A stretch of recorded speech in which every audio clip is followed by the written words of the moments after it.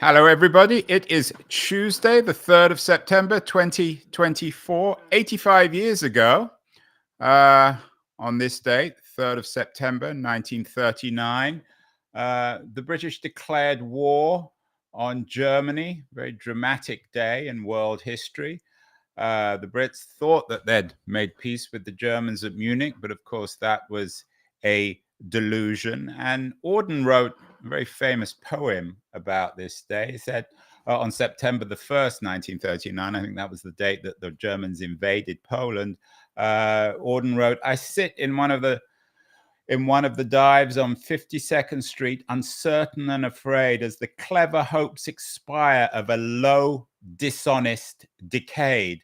My guest today on the show is a very distinguished historian, Giles Milton. He's written all sorts of books about the Second World War, and he has a new book out today in the US, The Stalin Affair. He's joining us from sunny Burgundy in France. Giles, was Auden right about the 30s in terms of the build up to the Second World War? Was it a shabby decade?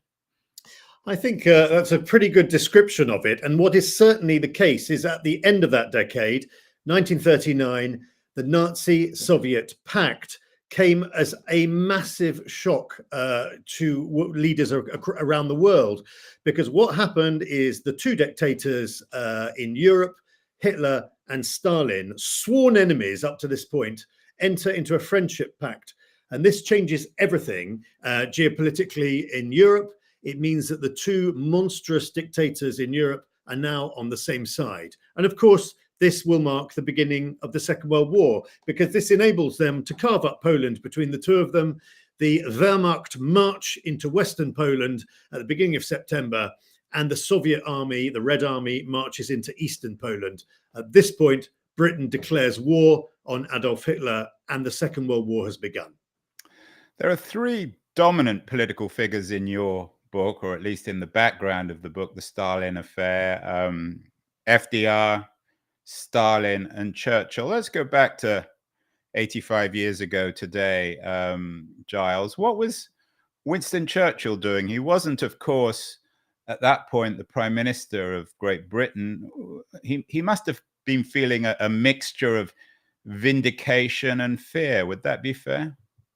I think so, yeah. I mean, the interesting thing with Churchill, given what is going to happen in a couple of years' time, is that Churchill, for his entire political career, had detested Stalin and everything that his regime represented. You know, this is a regime that wants to destroy the capitalist West.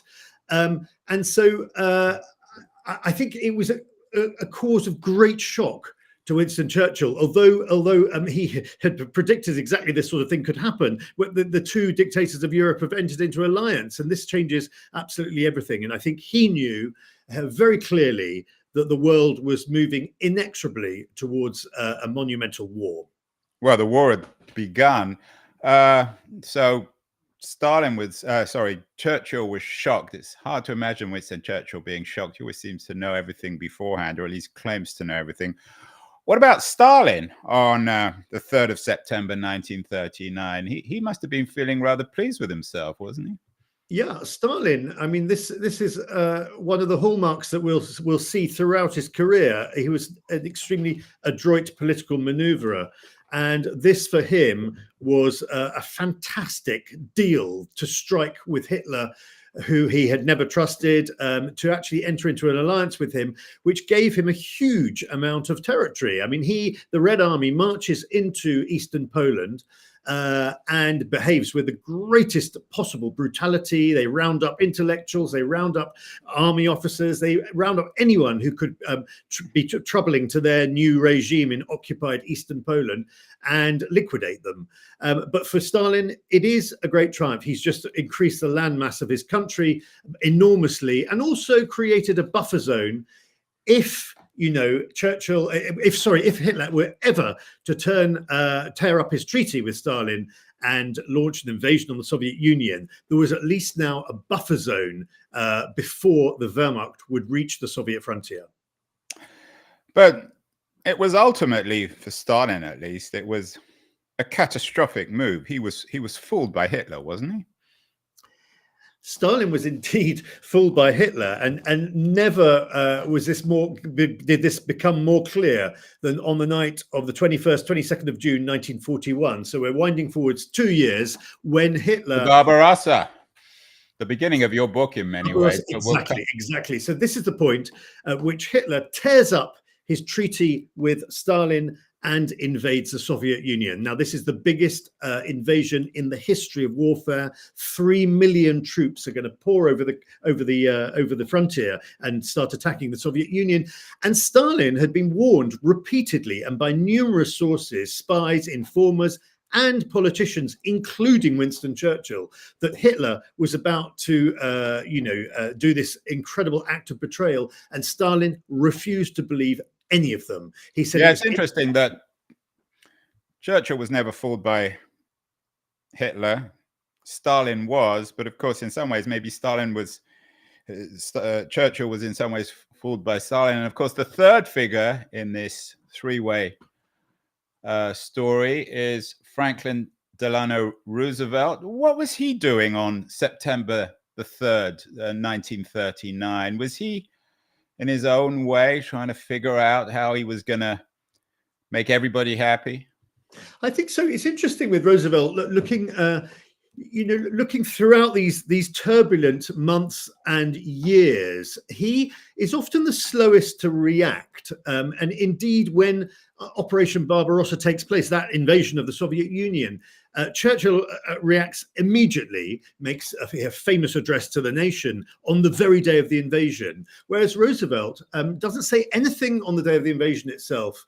And indeed, it's some days before he makes a public announcement. It's almost as if he's sort of mulling over much more thoughtfully about the path to tread. Would it be fair to say, and we're getting to Barbarossa in a second, Giles, but would it be fair to say that given the almost impossible political coalition that FDR had successfully managed for almost 10 years, the alliance of labor and African Americans and segregationists in the South, that of the three, Churchill, Stalin, and FDR, he was the most politically skilled. Stalin, of course, just murdered his enemies, whereas the British political system, Churchill was always an outsider who, in a sense, got lucky because of the war. But I think Roosevelt had to tread a very delicate balance as well, because there was a very powerful lobby that did not want America in another war, especially a war taking place on the European continent. And Roosevelt was, extremely aware of this and had to play his cards extremely carefully. And that's why I think we see. Yes, maybe he was being politically adroit, but one gets a sense that. He doesn't want to put himself too forwards and compromise the American position. Yeah, the history, of course, repeats itself. The American firsters of the late 30s, early 40s were very powerful. So let's move to the beginning of your book. We've talked about September the 3rd, 1939. This invasion of Russia, Soviet Russia by Nazi Germany, the 22nd of June, 1941. Again, in retrospect, while Stalin was made a fool of, it was the dumbest thing that Hitler could have ever done. Why did he do it? Well, you're right in saying that. And in fact, when Churchill was woken on the morning of the 22nd of June and told that Hitler had invaded the Soviet Union, the first thing Churchill did was reach out of his bed and light a celebratory cigar, because he indeed agreed that this was the stupidest thing that Hitler had ever done. He realized that Hitler was now fighting a war on two fronts. His armies were going to be overstretched. And there was a glimmer of hope at last, even in these desperate days, early days of the Second World War, that Hitler might have overreached himself and could now be defeated. So let's remind ourselves of what happened after Barbarossa. These were the darkest days of Stalin's political career. He disappeared for a while. Was he genuinely shocked? Did he have no suspicions that Hitler was about to invade? I mean, you said that a lot of people were telling him. Was he unwilling to acknowledge that he'd made the original mistake? Why was he? Because he was such a political realist, such a hard-headed fellow. Why didn't he believe what anyone was telling him? It's really interesting. He was in complete denial, and there were even deserters from the German army. This is like communist sympathizers in the German army who crossed the Soviet frontier in advance of the invasion to warn the Soviet border police what was about to happen. And this message was relayed to Stalin in Moscow, and he simply ordered for all of these German deserters to be shot. He didn't believe that this was going to happen. He didn't believe that Hitler was going to tear up his alliance. And as you say, once the news broke that the German army had indeed crossed the frontier, he almost suffered a sort of a breakdown. He leaves Moscow, he goes to his dacha, his holiday home in the countryside, and refuses to see anyone and refuses to take any phone calls for 4 or 5 days. He's in complete denial that this is actually taking place. What about the people around Stalin? It was such a bloody system of murder and counter murder. Do you get the sense that they conceive, because I mean, this embarrassed Stalin more than anyone else. He was the man who believed in Hitler, or at least trusted Hitler. Were there any mutterings within the military or of Stalin's most senior associates? He had killed most of them in the 1930s, but the ones that were left, that Stalin should be made to pay for this terrible error? Well, this is a very interesting, the hours and days that followed the German invasion, where of course a point of great crisis, and the Wehrmacht was advancing rapidly. You know, the blitzkrieg tactics of the Wehrmacht meant that they were driving deep into Soviet territory, and yes, Stalin's senior generals and senior politicians were deeply alarmed to find that the leader, who, you know, Stalin controlled absolutely everything, had simply retired and refused to see anyone. And they were so alarmed, in fact, that after a few days of inaction, total inaction, and being unable to contact Stalin, they go to the dacha outside Moscow and they beg him to reassume the leadership of the Soviet Union. And it should be said that Stalin they found him cowering in his dining room, so terrified, he thought that they'd come to arrest and shoot him. Quite the opposite was the case. They come to beg him to take charge of the Soviet Union and lead the Soviet war effort against this ongoing invasion. So really a moment of profound and serious crisis in the Soviet Union. And of course, just as Hitler later was cowering, committed suicide, a certain justice in that. Stalin, of course, had millions of people's lives on his hands, the blood of millions, not just Bolsheviks and Russians, but of course those people who perished in the various famines. What about FDR? Again, the third character, in a way the most elusive and interesting of these three, Churchill, Stalin, and FDR. On the 22nd of June, 1941, I'm not sure if FDR, I don't know if he smoked cigars, certainly not like Churchill. When he heard the news, what was his reaction? Well, absolute silence for quite a long time. He said absolutely classic nothing. FDR, right? Unlike Churchill, who immediately that very day made this public address to the nation saying that despite the fact he detested Stalin and his regime all his political career, he was now going into an alliance with him and was trying to take the British people with him. FDR says precisely nothing. And it's some days before he even gives a press conference and vaguely says that the Lend-Lease program, the famous program to provide weapons and munitions and supplies to the British Isles, would be extended to the Soviet Union. But he's very vague in his, we have transcripts of the meetings he has with journalists at the White House. He's extremely vague, and it's only what's happening behind the scenes, out of the public eye, where in fact there are contacts being made with the Soviet ambassador in Washington, and decisions are being made that America is going to throw its money and its military might behind the Soviet Union. But it's very interesting. There's the competing styles here of Churchill and Roosevelt. They could not be more different. And of course, Churchill fancied himself a bit, but he always felt a bit inadequate around FDR. FDR brought out all his insecurities. Just to remind ourselves in historical terms, of course, the Americans were still 6 months off from being in the war. Pearl Harbor happened in December 1941. As I said earlier, FDR seems to have spent his life negotiating all the different interests within his coalition. What was the result of the American firsters' response to both the declaration of war in September 39, and then Barbarossa was, I'm guessing, the classic American first of the isolation sort of said, well, we told you so. These tyrants are fighting each other. Why should we be involved? That's pretty much exactly what they said. They said that it would be politically inconceivable, they said, for America to go rally behind the red banner of Joseph Stalin. So there's a very powerful voice there. There are other voices as well, and one of the most interesting is Truman, who said he had a deeply cynical approach. He said, if the Russians are winning, we should supply the Germans with weaponry, and if the Germans are winning, we should supply the Russians with weaponry, and that way they can each kill as many as possible. So a variety of voices, but you're right, the America First was very, very powerful, and that I think largely explains why FDR was so reticent to make any public statements, officially endorsing Joseph Stalin and an alliance with the Soviet Union at this period.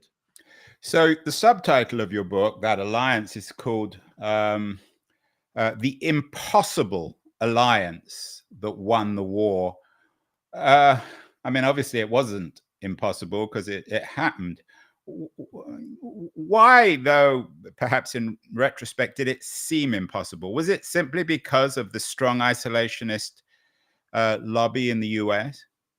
It wasn't just that. It was, here are three men who profoundly disagree on a lot of things, and when you actually see them, when they come together at the big three conferences, when we actually see them in the room together, you get a glimpse of just how politically wide apart they were. So you have, obviously you have Stalin, the monstrous dictator, liquidated millions of his own people. You have Roosevelt, who detests the British Empire, and and Churchill, who stands absolutely as a sort of personification of empire. And so Roosevelt will do everything he can to undermine Churchill and sort of gang up on Churchill, against Churchill with Stalin. And then Churchill is doing the same with Stalin. He's trying to befriend Stalin against President Roosevelt. So you have these it's these bizarrely competing figures, competing for attention, competing for each other's favors, and all the time trying to get the best for themselves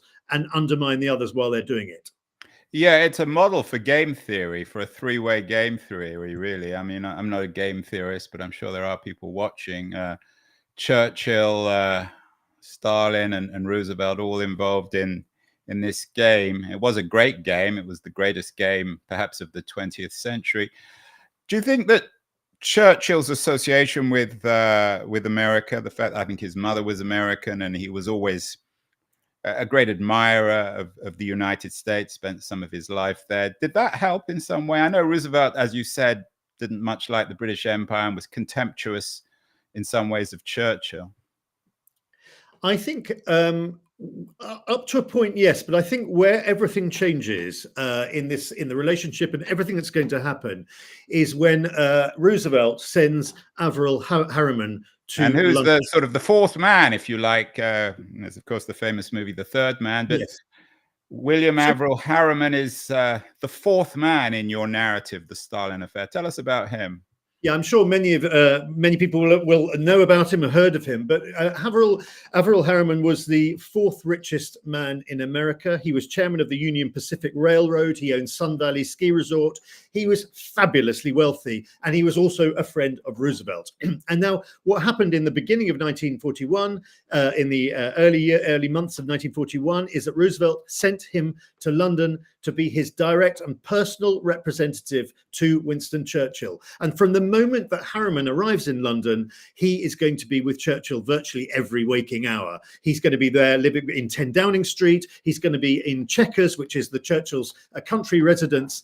And he has, Churchill befriends Harriman, partly because he's very powerful, but certainly because he is a direct link to Roosevelt. So if he needs something, he knows the message will get through immediately. And so, Churchill befriended Averell Harriman. He also befriended Harry Hopkins, another name that I'm sure your listeners will be familiar with. So Churchill befriended the right Americans, the Americans who could ensure that weaponry, supplies, food, etc., got to the British Isles from America.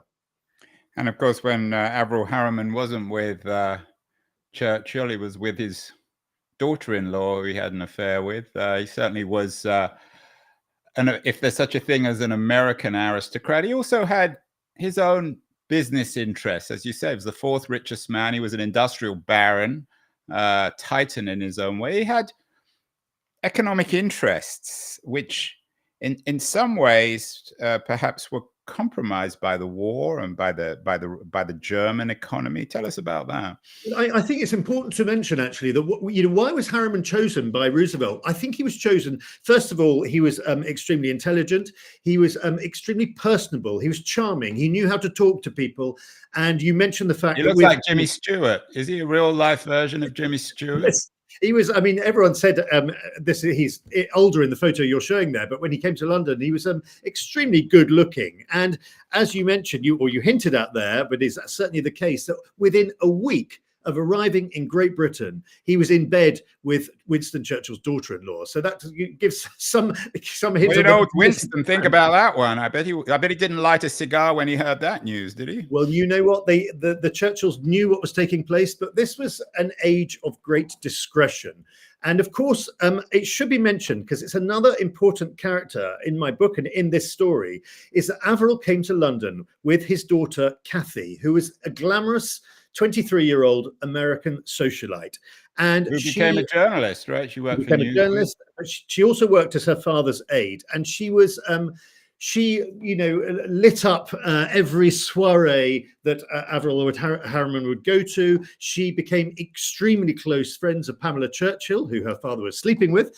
And she also was living at number 10 Downing Street and at the Chequers, the Churchill's country residence. And so what we get from Cathy, as you say, she's working as a journalist, but she also is an inveterate letter writer. And she writes hundreds of personal letters to her sister in New York describing life in the Churchill household. And what's fascinating with these letters is you're getting a fly-on-the-wall view of exactly what was unfolding at the epicenter of the British war effort. And of course, within a couple of years, she and her father would be sent to Moscow to do exactly the same thing, working alongside Stalin. So you have this peek from behind the curtains at all the greatest moments of the Second World War. And then just as Barbarossa and the Polish invasion changed everything, did Pearl Harbor change everything in terms of what you call this impossible alliance? Would it have been possible without Pearl Harbor? No, Pearl Harbor changed everything. And we're very lucky that Cathy was at Chequers that very night with her father, with Churchill, when they turned on the 9 o'clock news on the BBC, and they heard that the Japanese had bombed Pearl Harbor. And Churchill, he'd been hungover all day. He'd had far too much alcohol on the previous evening. He'd been sitting all day with his head in his hands. And when he hears this news, he leaps up from his armchair and throws his arms into the air and shouts out, "We're going to declare war on Japan." He knew this changed everything. He ran to the telephone. He phoned Roosevelt immediately, and the two of them said, decided there and then they were going to declare a war on Japan. This was after Operation Barbarossa, this was the biggest news for Churchill, or the best news. I'm guessing you would have lit a cigar as well, although it was the evening, he's probably already smoking one. Let's remind ourselves then, because there's a lot of moving parts, Giles, to your story. It focuses on would it be fair to say that the Stalin affair really focuses, at least at the beginning, on Anglo-American support for the Russians during the Nazi invasion? Where were we at Pearl Harbor in terms of the British and the Americans giving support, military or otherwise, to the Russians? Because in December 1941, things were pretty dire on the Eastern Front, weren't they? At least from the Russian point of view. From the Russian point of view, they were an absolute disaster. The three army groups, German army groups, had swept into the country. And by December 1941, so just after Pearl Harbor, the German army is knocking on the gates of Moscow. Quite literally, the Wehrmacht troops could see the gilded domes of the Kremlin. They were that close. So this was a catastrophic. And they besieged St. Petersburg, it wasn't Leningrad at that point. Indeed. And they were sweeping into the Ukraine and and capturing the oil fields of the Ukraine as well. This was a really disastrous moment. Now, all through this time, America had been supplying Great Britain with munitions, with weaponry, with supplies, with food, to keep the Great Britain afloat. Great Britain was in dire straits. It was on the brink of starvation, and American aid was flowing into the British Isles. But the big question was, should some of this be shipped on to the Soviet Union? And this was how the Lend-Lease would eventually unfold. That a deal would be done whereby America and Great Britain are directly supplying the Soviet Union with vast quantities of tanks, of planes, of jeeps, and all sorts of military hardware.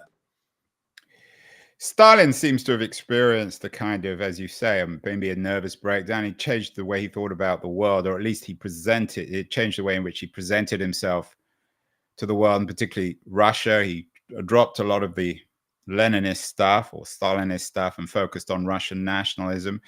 Did the German invasion of Russia, and then of course Pearl Harbor, did that change how people in the West, particularly in the US, viewed Stalin and the Soviet Union? I think that, most sensible people reading between the lines, they realized that this was a marriage of convenience, that there was no long-term future in this alliance. I think a lot of people realized that this was simply a way to win the war against Hitler. It was, as to borrow the word from your title, it was an affair rather than the marriage, the Stalin affair rather than the Stalin marriage. It was indeed that. And I think ultimately, both Churchill and Roosevelt, they hoped that this alliance would continue into the post-war period. But, this was clearly not going to happen. It was an alliance, and I call it impossible because I think it would have been impossible without the men and women behind the scenes desperately trying to keep together this alliance, which was threatened, constantly threatened with falling apart. One thing that I should say that Stalin wanted in 1941 and was demanding of Churchill was that Britain and America launch D-Day. So, D-Day ultimately happened on the 6th of June, 1944. Stalin wanted it to happen in 1941, which was, of course, totally absurd and impossible, as Churchill pointed out to Stalin. But Stalin was desperate for some relief from the onslaught that was taking place on the Eastern Front. As I said, the Wehrmacht is at the gates of Moscow. They're almost about to capture the city. He needed some sort of diversion and begged his Western allies to do something which they simply couldn't do at that time.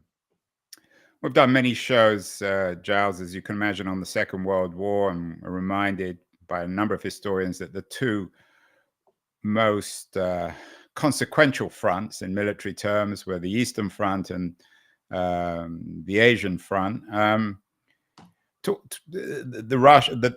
traditional narrative, obviously always presented in Russia itself, was that it was the Russians who defeated the Germans.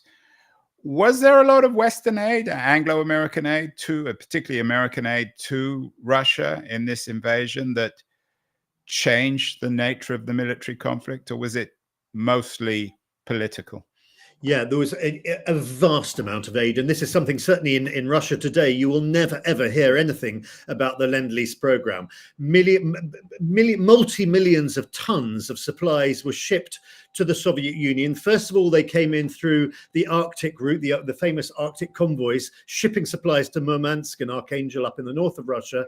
But when that route became too dangerous, because the Luftwaffe were constantly bombing these convoys, Averell Harriman hit on the idea of supplying the Soviet Union through Iran, which had been occupied by the British and the Soviets, and so launched this extraordinary operation, logistic operation, involving tens of thousands of American soldiers and railroad men who began freighting across Iran up into the underbelly of the Soviet Union.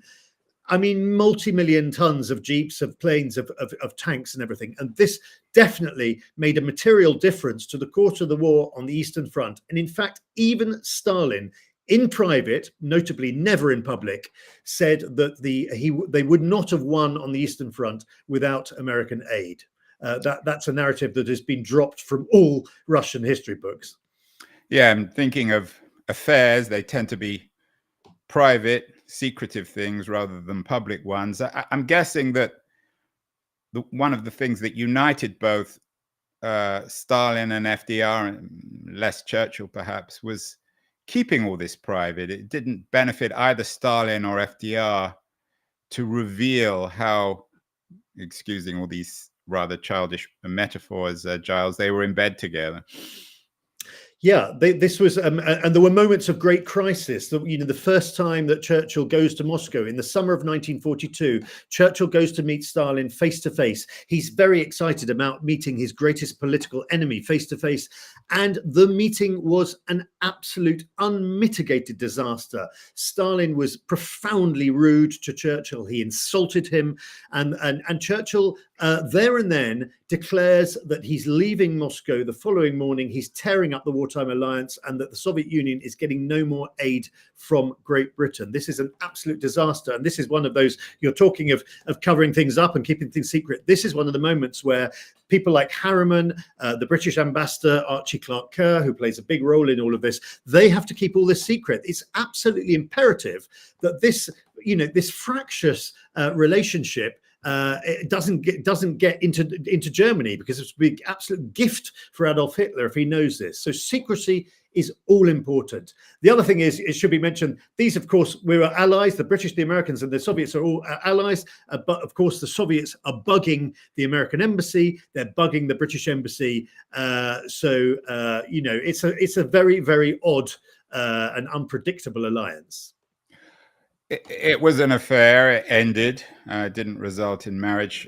In retrospect, I think a marriage would have been a better thing. Certainly, the Second World War was followed by the Cold War. Were there ever moments, Giles, when it could have resulted in a marriage? Had Churchill been replaced? Had Chamberlain perhaps come back, who believed in things? Or was the problem with Stalin in the sense that, having been deceived by Hitler, he never trusted anyone again? Well, I think there was one point where genuinely there was a feeling that this alliance was going to last into the post-war world, and that was at the famous Yalta Conference, which took place at the beginning of 1945. The Allies, they know they're going to win the war. Victory is not very far off, in fact, and they sit down at the table and they plan the architecture of the post-war world. And FDR was there, but he was very sick. Is that right? Well, this is one of the problems. FDR was very sick. In fact, he was dying and would be dead shortly after the conference. Churchill also was very much under par. He was an old man by this point. He was tired and he was drinking extremely heavily.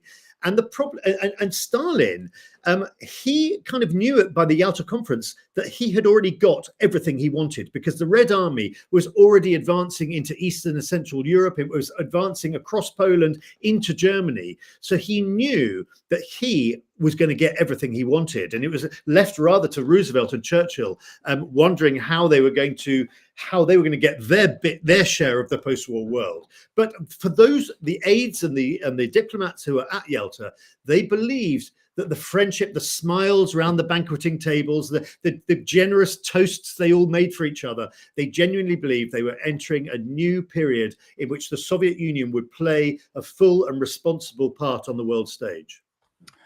And what about your fourth man, Averell Harriman, a very worldly man in every sense? Did he understand that, or did he recognize that there was going to be another war, maybe not a hot war, but a war that divided the world between an American and a Soviet satellite state?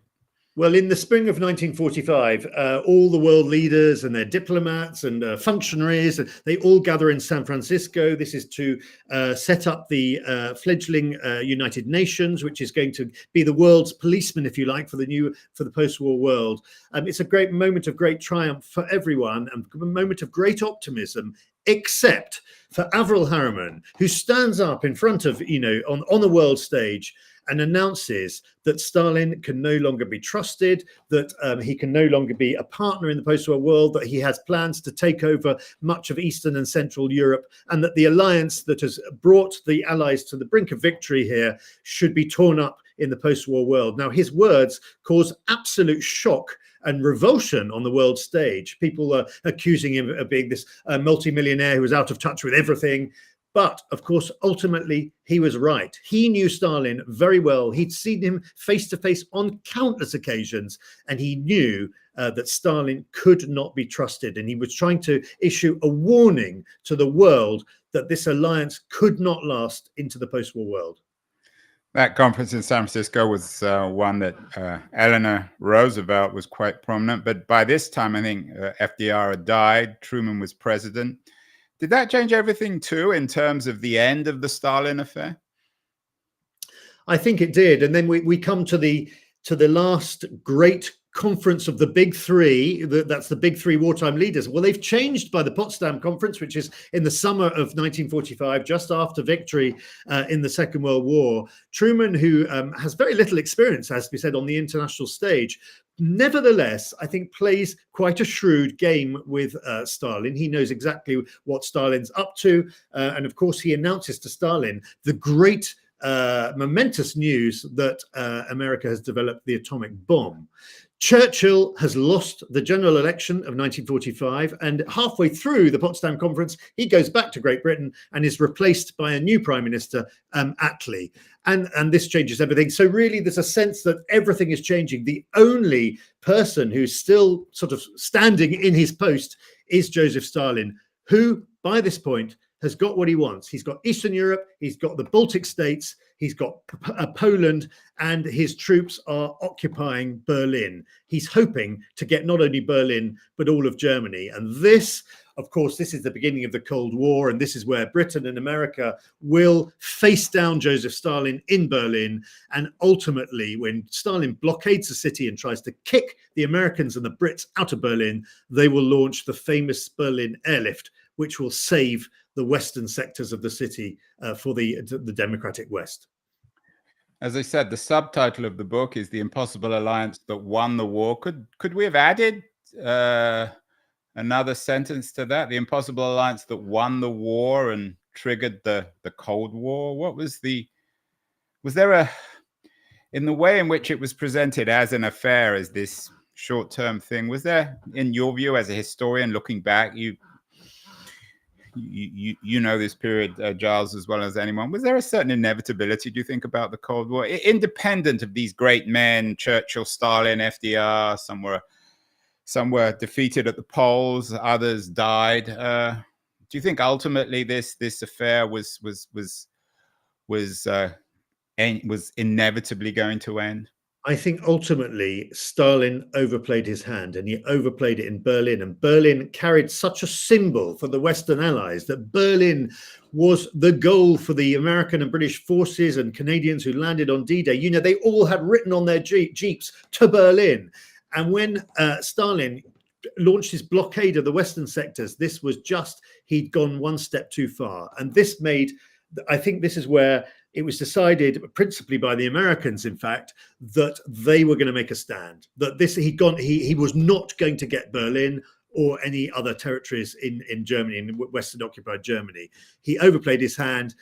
They called his bluff with the Berlin airlift, which Stalin never believed would be able to supply, you know, millions of West Berliners with enough supplies, but it did succeed. And ultimately, Stalin was forced into a humiliating climb down in Berlin. Giles, what is this? The way you tell the story, I mean, you're a popular historian. This new book, I'm sure, will be, you know, your books tend to be bestsellers. It might be made into a movie. You're not an academic historian, and I mean that in the best way, as a compliment. But some of the characters in the book, you mentioned Archibald Clark Kerr, a classic, eccentric, dashing British aristocrat. Averell Harriman, who had the affair with Churchill's daughter-in-law. These were upper-class, powerful men making the policy on the behalf of the world. Millions of people around the world, tens of millions of people were dying. In a broad sense, did these elites, did their behavior sort of vindicate the conservative argument that men like Harriman and Kerr and Churchill and FDR should be running the world? Or does it suggest something rotten? I quoted ordens September 1, 1939, this dishonest decade. Was there a degree of dishonesty, of rottenness that was continued by these elites who managed the war? In a sense, of course, it was a victory, but ultimately, certainly for the United Kingdom, it was a catastrophe. Yeah, I think I would take issue on one point that they were not all highborn aristocrats, and that's what makes them so interesting. So Archie Clark Kerr, you showed a page there which sees him as Lord Inverchapel, which he became, but in fact he was from extremely humble background. He hadn't been to Eton, the elite school where all diplomats went to. He hadn't been to Oxford. He was a maverick and eccentric, but he knew how to communicate with people. He knew how to talk to people, and he, as soon as he got to Moscow, he managed to talk on a human level with Stalin. Bizarrely, he entered into a strange friendship with Joseph Stalin. Now, this was to prove absolutely critical because he was one of the people who was managing this improbable affair that was taking place between Churchill and Stalin. So, yeah, I take your point. A lot of them came from a very closed world. I mean, Harriman was a Groton and Yale, like so many of the other American elites. Yes, but he was. And FDR, of course. Churchill was from the British aristocratic family. Indeed. But Harriman, yes, he was an American aristocrat, if you can put it like that. But also, he had absolutely zero experience of diplomacy, and so he was an unusual choice in a way. But again, he was chosen because he had people skills, and these were to prove all important. And so these people who were working behind the scenes to keep this relationship on track, this alliance on track, they had one thing in common, which is they knew how to work with people. They knew how to talk to people. They were brilliant at managing people, and that was to prove absolutely critical when you've got three wartime leaders with massive egos who disagree on almost everything. Well, Giles, let's fast forward to today, 85 years later. The headlines are of another war on what was then the Eastern Front, the Russian-Ukrainian war, another dictator, Vladimir Putin. What, if anything, does the Stalin affair, this impossible alliance that won the war, tell us about dealing with the new dictator, or perhaps dictators in the world, whether it's in Russia or China? Are there any lessons to learn from the Stalin affair for the world of the 2020s, for a world in which Russia has invaded Ukraine and China might indeed invade Taiwan? Yeah, and Russia, incidentally, which is re-erecting statues of Stalin all over the country, which is we've done shows on that where Stalin's back in fashion. Not just officially, but unofficially too. He's become a cult hero amongst the young. Indeed. No, it's well, you know what? I wrote a book, Checkmate in Berlin, which is I wrote it. It was my previous book, but actually, it's almost like a sequel. The first battle of the Cold War. Yeah, and this feature, one of the key characters is the American commandant of Berlin during the crisis, during the airlift, Frank Howling Mad Howley. And he wrote a very interesting thing where he said that when you're dealing with Russians and when you're dealing with Russian dictators, there is only one language they understand, and that is force. And he said that they have to be met with force wherever. I mean, it's a certain, the famous American diplomat George Kennan said exactly the same thing in his long telegram, that where, they don't understand the logic of reason, they only understand the logic of force, which is why I think that the West has to continue to supply as many weapons as possible to Ukraine, and so it can defeat this monstrous invasion. And what do, if the Russians only understand the language of force, what do the Americans, the British don't seem to matter anymore, what do the Americans understand? Is it material interest that someone like Avril Harriman seemed to understand? Yeah, I think material interest is extremely important. I think already I was talking to a businessman not so long ago in Britain, a South African, who is people are already looking to the rebuilding of the Ukraine. They're already looking to how they're going to make millions out of rebuilding this totally destroyed country. So there's always vested interests going on. But before the country can be rebuilt, there's got to be some sort of peace deal with Russia, or Russia's got to be defeated. So that's a long way off, I think, at the moment. And finally, Giles, let's have a note about Great Britain. Not so great anymore. Brexit, Great Britain. You're a Brit living in or spending some of your life in Burgundy. Was this the last great fling? We're talking about the Stalin affair in Great British history. Churchill's odd affair with Stalin and FDR. After this, we just have decline, don't we? Churchill himself was aware of that. He wrote at one of the conferences, I think it was the Tehran conference, where he met with Roosevelt and Stalin. He said, I'm sitting here, and he said, I've got the great Russian bear on one side of me, and I've got the great American buffalo on the other side of me, and here I am, the poor little English donkey. I think that Churchill was a realist, and he realized that the power of Great Britain had been broken by the Second World War, and that America was going to be the world superpower, for the next X decades. Can't beat that, Giles, imagining Churchill and Great Britain as a donkey. Congratulations on the new book.